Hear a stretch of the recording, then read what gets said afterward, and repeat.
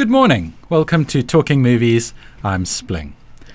This week we're talking about an existential crisis comedy drama, a sci-fi thriller reboot, and a contemplative drama.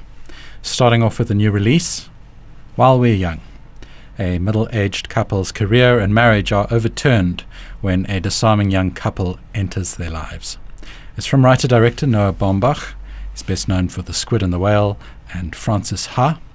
It stars Ben Stiller, Naomi Watts, Adam Driver, and Amanda Seyfried. Baumbach's got an unconventional approach, tending towards comedy dramas and the uncomfortable dramedy genre, delivering honest, humorous, heartfelt, and meaningful films about complex people and the human condition. His latest film encounters concerns faced by a modern society about the over-reliance on technology and how we relate to one another. He's fascinated with how this has countercultural implications on an alienated youth and the hipster movement, as the disenfranchised look to the past for a more tactile, retro connection beyond the inadequacies of digital relationships. While We're Young serves as a timely commentary on society and contemporary values. The drama is built on a thoughtful script, an informed Ben Stiller, and solid supporting performances. The honest and whimsical tone sells the comedy as the characters find themselves in a funhouse of mirrors, and we're entertained by its hook, line, and sinker sincerity. I gave it a solid 7 on the Splingometer. Then moving on to another new release, Terminator Genisys. John Connor sends Kyle Reese back in time to protect Sarah Connor, but when he arrives in 1984, nothing is as he expected. It's from director Alan Taylor. It stars Arnold Schwarzenegger, Jason Clarke, Emilia Clarke, and Jai Courtney. After a mesmerizing movie poster, a marketing stunt where Arnold Schwarzenegger pranked people at Madame Tussauds, and comments that this film would be the actual third film in the series, there was much excitement and anticipation. Terminator Genisys feels more in line with Cameron's original 2 films. The soundtrack rings true, and the special effects are excellent, blending the originals with the latest installation. Time travel films are normally a little difficult to follow, but the timeline jumping and new character mix made this sequel confusing.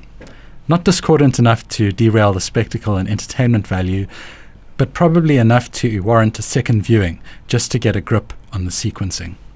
Arnie has aged, but he works it into his character, playing himself across the ages with some wink-wink flair. Although it was better when he was more central to the story. Clarke and Courtney make reasonable co-leads, although they seem a bit soft for the Terminator series.